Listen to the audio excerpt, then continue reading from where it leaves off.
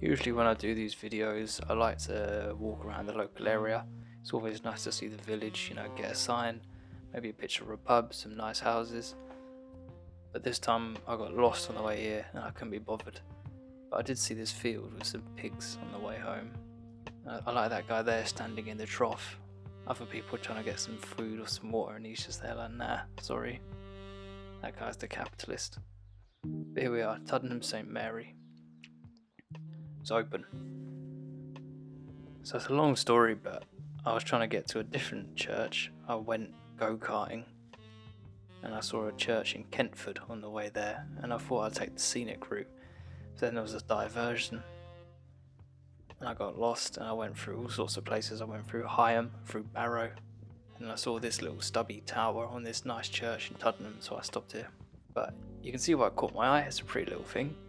One thing that's interesting and notable about it is this aisle here, which we see. This is the southern aisle. It's asymmetrical, so there isn't one on the northern side. We'll get to that later, which makes it look like the church is sort of sleeping on its side. So I hope it's got a good mattress. As I said, I sort of accidentally showed up to this church, so I didn't really have any idea what I was looking at, or even where I was. And then when I got home and looked it up in my book, I found out that it's actually the second best church in Tuddenham. And Tuddenham's not a big place. So maybe we'll see the other church, Tuddenham St Martin. I might do a video on that later, and that'll probably be the next time I try and get to Kentford. So anyway, we're looking in the porch here. Nice little roofing there with the, what are they called, arch braces going across. And I think I spend a lot of time looking at this door. Well, I definitely did in real life, but I also think I spent a lot of time filming it. Because it's a good door. It's massive and it's heavy. It's built like a boat. I think the metal might have been replaced, but you can tell this wood is ancient. I mean, in my book it says it's medieval, and a lot of the other doors too are medieval. So that's something to look out for, and I hope I spent some time filming those. And there we go, we look at the back of it. That wooden block there was absolutely solid, the one where the lock is attached to. It's like it's turned to stone after all this time. It's lovely. Look at that solid construction. They just don't make doors like that these days. I had a quote to get the door replaced on the front of my house. It was like £3,000 for a plastic door. Whereas, I mean, they probably paid a guy like 20p to make that back in the day. I stepped into this church. I didn't have any expectation at all. I hadn't looked at it. I'd never heard of it. And I was amazed when I stepped in. I just felt I got really lucky with a random church. There's a lot going on. There's big tall windows. It's a nice tall church. And there's a lot of original and renovated features, which are quite interesting. There's also a great amount of variety in the features to the church. I'm hoping I would have spent a lot of time filming the windows and the floor to really get a sense of just the artistry that is about the place. So anyway, here we're looking at the floor now, but we were looking at the font. According to my book, the font is from the 14th century, which is like the 1300s. I always get that confused, but we'll talk about all of that later, because we're just looking at the floor there. Obviously this wooden thing, that's not original. This is a Victorian later edition. Some nice wood carving. And then this I came across, which I really, really liked. This is just a little lump of history they found. I mean, every church has these. They have for some reason they just keep a pew of random things. It's like the drawer you have in your house where you put stuff that doesn't have a place. Well, a lot of churches have one like that, but it's a pew, and it's to the left-hand side of the door. But see, look, these items were found under the floor in the old schoolhouse during renovations in the late 1980s. So you've got things there which are over 100 years old, 120 years old. The cigarette packets. It's notable that they had cigarette packets at school in the first place, but they came with these religious cards. I learnt a little history. St. Augustine. That's one for Wikipedia. I'm afraid that went way too quick. Some slate and the thing you use to write on slate. But then my favourite bit's coming up. Look, there's some kids' handwriting. And you might have to pause and read that. Mr. Ashton surprised the children one morning as they sat at breakfast by asking if they knew in what country bread grows on trees.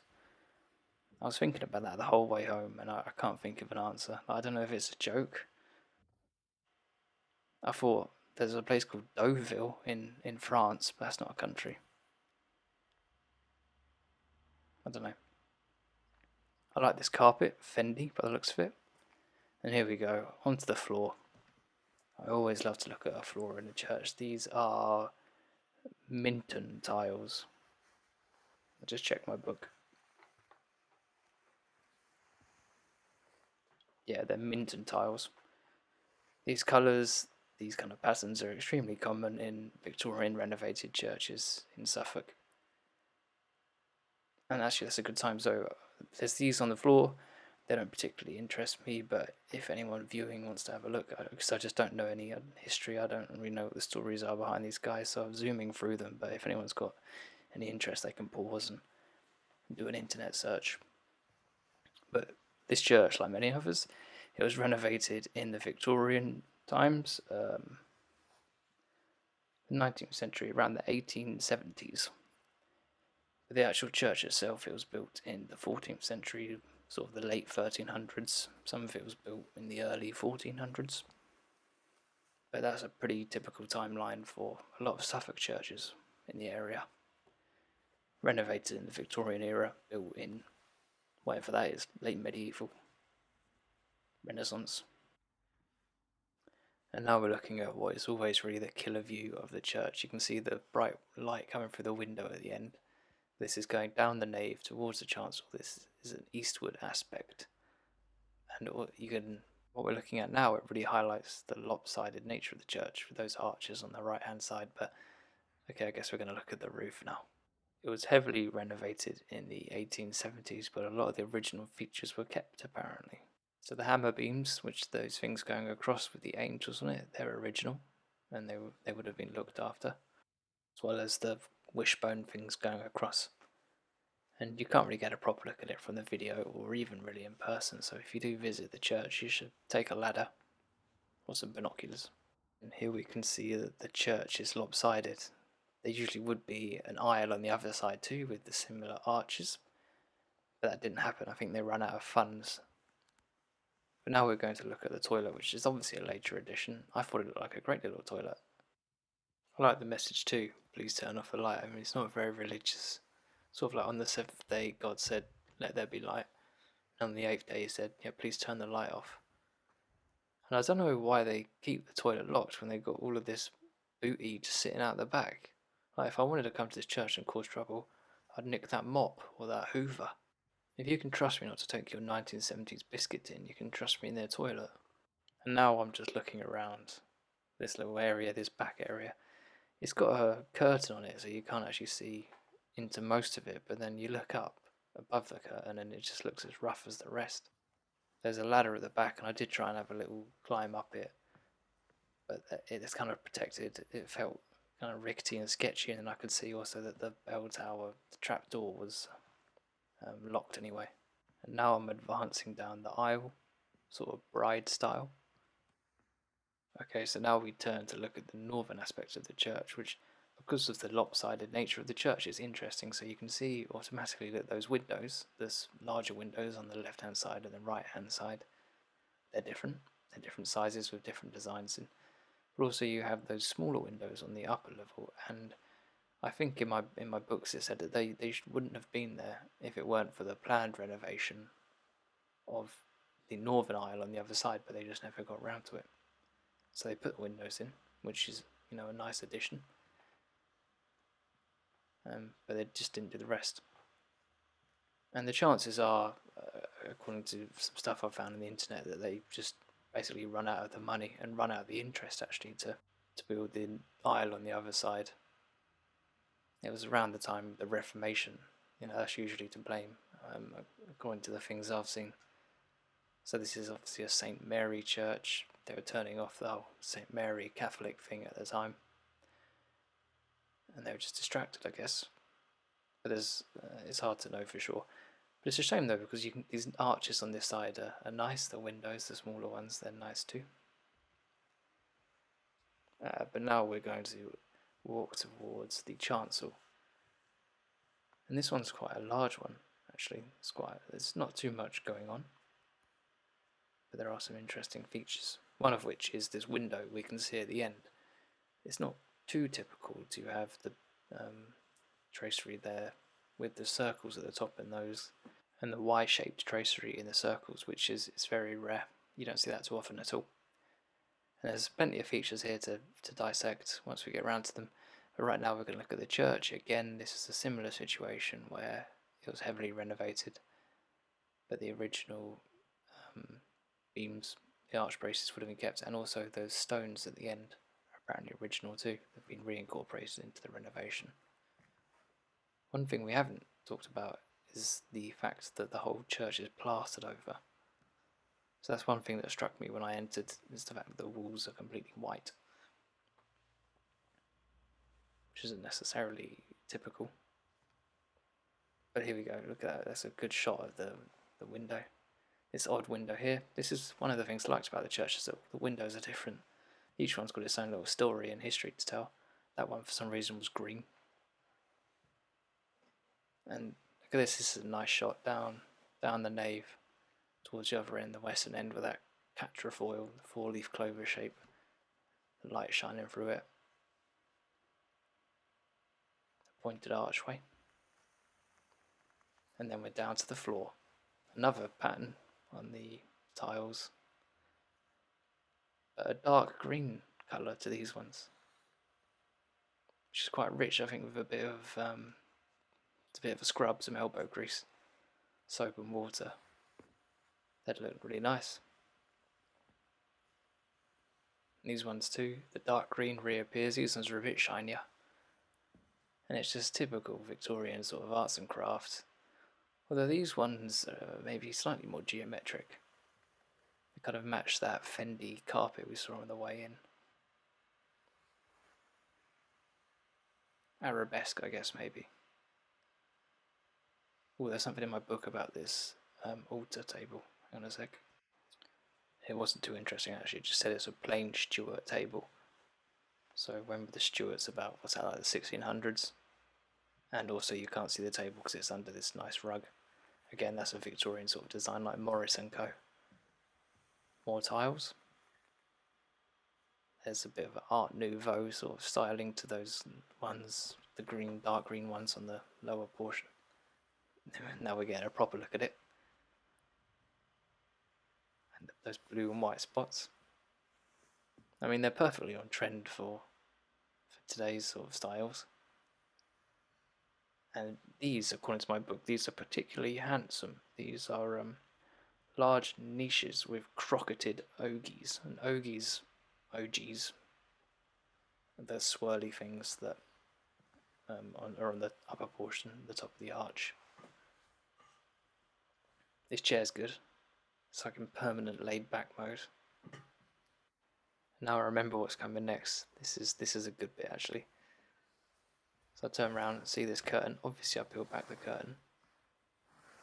I found another ancient door, one of the medieval construction ones. It's nice to look at, but then I'll let you hear the original audio for this bit.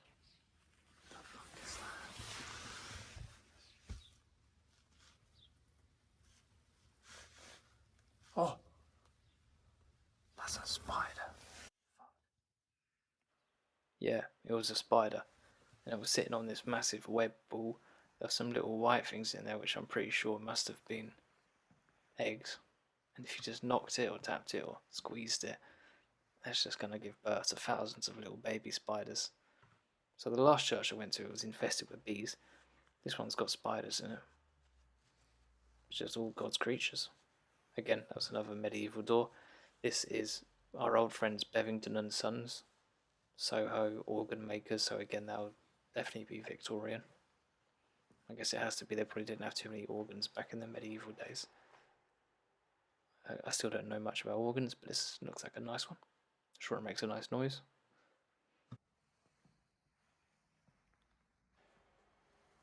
And now I just took some time on the walk back to look at the pews, look at the carving.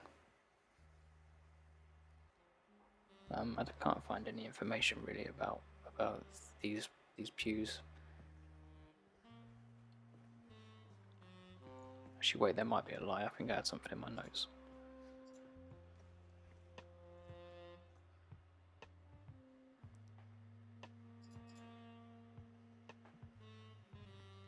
Nope.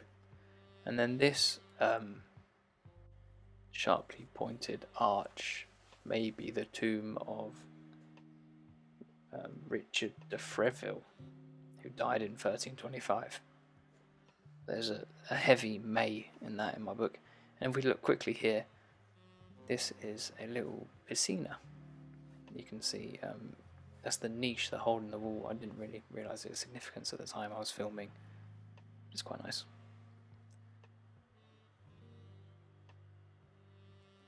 There it is. We've got Jesus on the cross in there. And these walls are quite nice, even though it's just the natural impact of the plaster or whatever's on the walls decaying. You're getting a bit of damp and some green moss coming through. It adds just a nice effect. And now we stepped outside. Well, we kind of jumped outside. Again, I'm wobbling around the churchyard, trying not to disturb the spirits or step on any graves. And I think doing the outside tour of the church really reveals its charms and its variety. So as well as being a fantastic church inside for the floor lovers with varied tiles, you also have a great variety of tracery in the windows. So pretty much every one, for some reason, is different. So there we have decorated tracery. There's little spiky bits up the top. Still nice long perpendicular lines. There we go, decorated again. But this one's a bit more perpendicular. See, it's just straight lines, straight down. And it's interesting to see the difference between the aisle and the chancel here. Because obviously the chancel would have been an original building, whereas the aisle would have been a later addition with a later, more intricate design in the windows. And that right there, that's the spider door. Again, a nice intricate design with the metalwork, but also it's for some reason a tiny door. I didn't realise how small it was when the spider was there. And this is the eastern window. It's huge. This is reticulated tracery with those big circles up top, but then interesting and rare Y-shapes within them.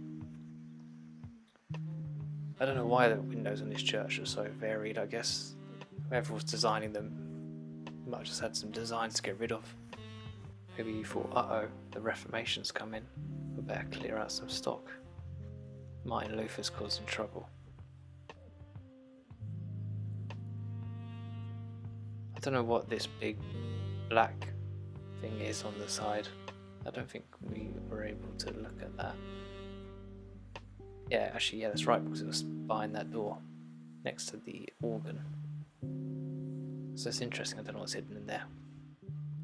And again, here we go, we can see it's a different type of window design, which was preserved by the fact that they didn't build the aisle, obviously. Otherwise they would have been knocked down and replaced with some arches, but there's a nice design in there.